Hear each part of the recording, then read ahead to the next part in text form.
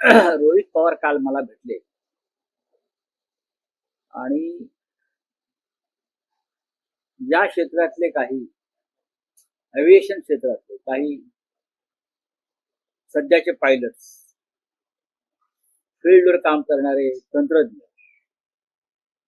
रोहित पवार मी अशी आम्ही प्रदीर्घ चर्चा केली की नक्की काय घडलं असेल. खरं म्हणजे मला आश्चर्य वाटलं की रोहित पवार यांनी या संपूर्ण विषयाचा, एव्हिएशन क्षेत्राचा, त्यातील त्रुटींचा जो अभ्यास केलेला यांच्या समोर मांडतायत तो थक्क करणार. म्हणजे नक्की कुठे काय घडलं असेल किंवा काय घडू शकलं असतं, त्याला कोण जबाबदार आहे. डीजीसीए पासून एटीसी पर्यंत आणि व्हिजिबिलिटी पासून ते ब्लॅक बॉक्स पर्यंत या अनेक गोष्टींवरती मी त्यांच्याकडून काल बऱ्याच गोष्टी समजून घेतल्या. प्रश्न इतकाच आहे, महाराष्ट्राचं सरकार, राज्याचे उपमुख्यमंत्री आणि महाराष्ट्रातले एक महत्वाचे नेते, लोकप्रिय नेते अजित पवार यांचा अपघात, ज्याला सरकार अपघात म्हणतंय, आम्ही म्हणत नाही, आम्ही सदोष मनुष्यवध म्हणतो, इतकं हलक्यात घेत आहे की आम्हाला आश्चर्य वाटतंय की जो आक्रोश मुख्यमंत्री, दुसरे उपमुख्यमंत्री वगैरे लोकांना फुटला किंवा अमित शहाना जो आक्रोश फुटला होता त्या दिवशी, तो खरा की खोटा. तुम्हाला इतकंही गांभीर्य नाही की आपला एक सहकारी आपण अशा प्रकारच्या संशयास्पद अपघातामध्ये गमावलेला आहे. रोहित पवार यांनी काल मरीन ड्राईव्ह पोलीस स्टेशन मध्ये जाऊन VSR कंपनी आणि DGCA, director general of civil aviation, यांच्या विरुद्ध सदोष मनुष्यवधाची तक्रार घ्यावी अशी मागणी केली. यांची मागणी फेटाळण्यात आली. राज्याच्या उपमुख्यमंत्र्यांसंदर्भात त्यांचा जवळचा नातेवाईक एक तक्रार करू इच्छितो पोलीस स्टेशनला, आणि पोलीस स्टेशनला विधान भवनातून एका महत्वाच्या माणसाचा फोन येतो की तक्रार घेऊ नका म्हणून. हा काय प्रकार आहे? मी तुमचं जे सगळे अश्रू होते ते मगरीचे अश्रू होते ना. डीजीसीए अशा प्रकारच्या अनेक हत्या अप्रत्यक्षपणे केलेल्या. एअर इंडियाचं विमान पडलं अहमदाबादला, त्याचं काय झालं त्या तपासात. तुम्ही त्या पायलटला जबाबदार धरताय, पण पायलट जबाबदार नाहीये. ड्रीम लायनर मधल्या ज्या त्रुटी आहेत त्या जबाबदार आहेत, पण ते सरकार बाहेर काढत नाही. प्रकरण दाबलं जात आहे. VSR कंपनीचं विमान जे कोसळलं बारामतीला, त्यात सुद्धा ते प्रकरण दाबलं जात आहे. आणि रोहित पवारांची तक्रार सुद्धा तुम्ही दाखल करून घेऊ शकत नाही. म्हणजे तुम्ही काहीतरी लपवण्याचा प्रयत्न करताय. त्या कंपनीमध्ये अनेक राजकारण्यांचे, अनेक मंत्र्यांचे पैसे गुंतलेले आहेत. स्वतः या खात्याचे मंत्री केंद्रीय रामा नायडू हे TDP पक्षाचे आहेत, आणि चंद्राबाबूंचे आणि या VSR कंपनीच्या मालकांचे आर्थिक देवाणघेवाण किंवा गुंतवणूक आहे. अशा वेळेला काय तपास करणार? अनेक विषय काल आम्ही समजून घेतले आणि मला असं वाटलं की रोहित पवार ज्या पद्धतीने हे मुद्दे मांडतात ते अत्यंत महत्वाच्या लोकांसमोर आले पाहिजेत. अजितदादांचे प्राण गेले, यापुढे इतर महत्वाच्या व्यक्तींचे प्राण अशा पद्धतीने जाऊ नयेत असं मला काल ते सगळं पाहिल्यावर वाटलं. खरं म्हणजे मुंबईत तक्रार दाखल करणं गरजेचं होतं, पण झाली नाही. आज रोहित पवार, मला वाटतं बारामतीमध्ये रोहित पवार आणि युगेंद्र पवार, जी माझी चर्चा झाली त्यानुसार, आज बारामतीमध्ये अजितदादांच्या शेकडो चाहत्यांसह पोलीस स्टेशनला जाऊन तक्रार दाखल करण्याचा प्रयत्न करतात. विधिमंडळामध्ये सुद्धा हा विषय उठवला पाहिजे आणि मुख्यमंत्र्यांना जाब विचारला पाहिजे. भारतीय जनता पक्षाच्या एखाद्या व्यक्तीचं दुर्दैवाने या अपघातात काय बरं वाईट झाला असतं. मी फार काळजीपूर्वक म्हणतोय, सगळ्यांना ईश्वर उदंड आयुष्य देव, कोणाच्या नशिबात अशा प्रकारचा अपघात येऊ नये. तर भारतीय जनता पक्ष शांत बसला असता का? तुम्ही अजित पवारने इतकं हलक्यामध्ये घेताय. हा विसरला? सुनेत्रा ताईंना डेप्युटी सीएम केलं किंवा त्यांच्या चिरंजीवांना राज्यसभेचे खासदार केलं म्हणजे अपघाताची फाईल बंद होते का? नाही. हे प्रकरण पुढे नेलं पाहिजे. याला कोण जबाबदार आहे? या सदोष मनुष्यवध अजित पवारांचा फक्त अपघात किंवा घातपात इतका पुरता विषय नसून हा सदोष मनुष्यवध आहे. आणि त्या सदोष मनुष्यवधाची जबाबदारी सगळ्यात आधी गृह मंत्रालयाने घेतली पाहिजे, सिव्हिल एव्हिएशन मंत्रालयाने घेतली पाहिजे, DGCA घेतली पाहिजे. आणि ह्या सगळ्यांच्या विरुद्ध या यंत्रणा ज्या आहेत त्यांच्या विरुद्ध खटले दाखल करण्याचे, गुन्हे दाखल करण्याचे आदेश राज्याचे गृहमंत्री, मुख्यमंत्री देवेंद्र फडणवीस यांनी दिले पाहिजे. कोणालाही पाठीशी घालाल तर मला असं वाटतं तुम्हाला महाराष्ट्राची जनता माफ करणार नाही. फोन कोणाचा आला होता? पण म्हटलं जातात की विधानसभेतनं फोन केला. ते जे तिथे DCP होते त्यांना एक महत्वाचा फोन आला आणि ते यस सर करत बाहेर गेले. आपल्या टीव्हीलाही दिसत असेल. कोणावर संशय कोणावर असेल? मुद्दा हा आहे की मरीन ड्राईव्ह पोलीस हे गुन्हा नोंद करण्यास टाळाटाळ करतात. तिथे रोहित पवार आणि त्यांच्यात पाचाबाची. तुम्ही असं म्हणतात की विधान भवनातून फोन आला आणि त्या दबावामुळे हा FIR घेतला. तर नेमका हा फोन कोणाचा आहे? FIR तुम्ही साध्या गुन्ह्याचे FIR घेता ना. इथे राज्याचा उपमुख्यमंत्री संशयास्पदरित्या मरण पावलेला आहे आणि त्यांचा नातेवाईक जो आमदार आहे, पवार कुटुंबातला महत्वाचा सदस्य जो आमदार आहे तो आणि इतर काही आमदार गुन्हा दाखल करा आणि तपास करा एवढंच सांगण्यासाठी गेले. पण तो FIR का दाखल केला नाही? कारण पोलीस स्टेशनला तेव्हा एक वजनदार व्यक्तीचा फोन आला. हे प्रत्यक्ष दिसतंय त्या चित्रफितीमध्ये, पहा तुम्ही. आणि ते जे उपायुक्त आहेत त्यांची नंतर वर्तणूक आणि वागणूक ताबडतोब बदलली. त्याच्यामुळे रोहित पवार जे काल माझ्याशी बोलत होते ते म्हटले आज आम्ही बारामतीत जाऊ, जिथे हा विमान अपघात झाला, तिथे हा गुन्हा दाखल करण्याचा प्रयत्न करू. आणि बरोबर योगेंद्र पवार सुद्धा आहे. योगेंद्र पवार हे अजित पवार यांचे सख्खे बंधू श्रीनिवास पवार यांचे चिरंजीव पुत्र आहेत. म्हणजे सगळे कुटुंबातले लोक एकत्र येऊन हा गुन्हा दाखल करण्याचा प्रयत्न करत आहेत. पण काल तुम्ही म्हणत एव्हिएशन मधल्या अनेक अधिकारी किंवा कर्मचाऱ्यांबरोबर तुम्ही चर्चा केली. Director general of civil aviation हे सगळ्यात भ्रष्ट खातं केंद्र सरकारमधलं, सगळ्यात भ्रष्ट. या DGCA आतापर्यंत अनेक सदोष मनुष्यवध केलेले आणि त्यांचं कोणी बालही वाकडा करू शकला नाही. कारण या क्षेत्रामध्ये, खाजगी विमान कंपन्यांच्या क्षेत्रामध्ये DGCAचा आशीर्वाद असणं फार महत्वाचं असतं. ते अनेकदा पायलटांचं आयुष्य उद्ध्वस्त करू शकतात. जर कोणी तक्रार केली तर त्यांचं लायसन्स रद्द करू शकतात. अनेक गोष्टी त्यांच्या हातामध्ये आहेत आणि त्यांना अनेक राजकारण्यांचे आशीर्वाद आहे.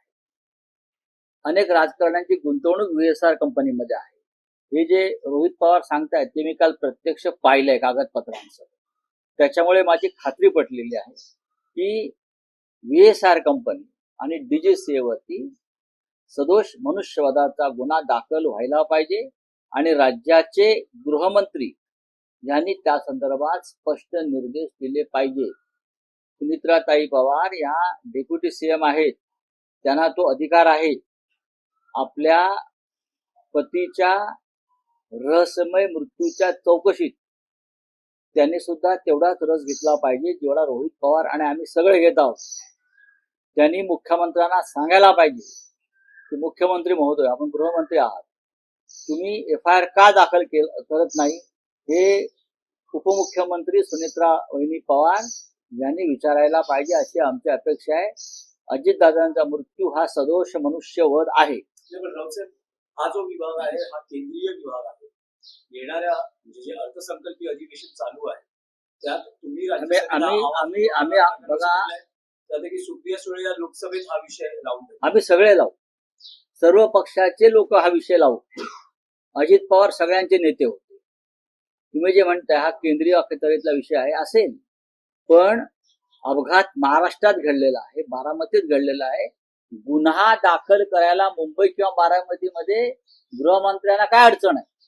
त्यासाठी काय तुम्हाला प्रेसिडेंट ट्रम्पची परवानगी लागणार आहे का मोदींची परवानगी लागणार आहे? एक गुन्हा तुम्ही दाखल करू शकत नाही आणि तुम्ही मोठे छाती पिटताय दादाच्या नावानं.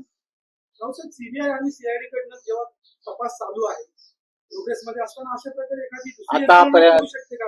आता हो का नाही, आतापर्यंत अशा अनेक अपघातांचा तपास यंत्रणांनी केला. मग सीबीआय असेल, सीआयडी असेल, काय झालं मला सांगा ना, काय झालं? गेल्या वर्षभरामध्ये असे किती अपघात झाले तुम्हाला माहिती आहेत का? काय माहिती आहे? परवा झारखंडवरून निघालेली एक एअर अँब्युलन्स कोसळली, त्यात 6 जण ठार झाले. डीजीसी. त्याच्या आधी मुंबई विमानतळावरती एक खासगी विमान कोसळलं. आणखीन काही भागात अशा विमानांचे अपघात झाले. अजितदादांचा झाला. किती तपास या संदर्भातली डीजीसीने पूर्ण केले आणि त्यातून काय बाहेर पडलं? काय म्हणतात तर ब्लॅक बॉक्स जळाला तो मिळणार नाही, ब्लॅक बॉक्स सुरक्षित आहे. डीजीसी खोटं बोलत आहे. ब्लॅक बॉक्स जळून गेला. कसा जळून गेला? आतापर्यंत जगाच्या इतिहासामध्ये कधी ब्लॅक बॉक्स जळायलाच आम्ही ऐकलं नव्हतं. रावसाहेब, आज राष्ट्रवादी काँग्रेस अजित पवार पक्षाची राष्ट्रीय कार्यकारिणी वरळीतल्या डोममध्ये होते आहे. सुनेत्रा पवार यांना राष्ट्रवादी काँग्रेस अजित पवार पक्षाच्या अध्यक्षपदाची जबाबदारी सुपूर्द केली जाईल. आमच्या त्यांना शुभेच्छा आहेत. एवढंच मी सांगणार. व्यक्तिशः सुनेत्रा वहिनी पवारांना आमच्या शुभेच्छा. रावसाहेब, युगेंद्र पवारांनी विधान केलं होतं की दोन्ही राष्ट्रवादी एक होणार होते असं युगेंद्र पवारांनी काल सांगितलं. तेव्हा बघा त्यांच्या पक्षात तेव्हा काल काय होणार होतं मला माहित नाही, पण आज काय होणार आहे मला माहिती आहे. एकत्र होण्याची प्रक्रिया थांबली आणि संपली एवढी माझ्याकडे माहिती आहे. रावसाहेब, आणखी एक विषय आहे. आणि आणि आणि आणि एक लक्षात घ्या, दोन्ही राष्ट्रवादी एकत्र होण्याच्या प्रक्रियेनंतर अजितदादा पवार हे भाजपच्या जाळ्यातून बाहेर पडणार. कळलं? मी जे म्हणतोय ते 100% सत्य आहे. अजितदादा भारतीय जनता पक्षाची साथ सोडणार होते. नाही, रावसाहेब, तुम्ही म्हणालात की दोन्ही राष्ट्रवादी काँग्रेस एकत्र येण्याची प्रक्रिया आता थांबलेली आहे, संपलेली आहे. त्यामागचं म्हणजे आता कारण असं नाही, कारण अजित काय? माझ्या माहितीप्रमाणे अजित पवार साहेबांची दादांची इच्छा होती. आता तशी इच्छा असलेलं व्यक्ती अजितदादांच्या आधीच्या पक्षात मला दिसत नाही. स्वतः अजित पवार यांची इच्छा होती.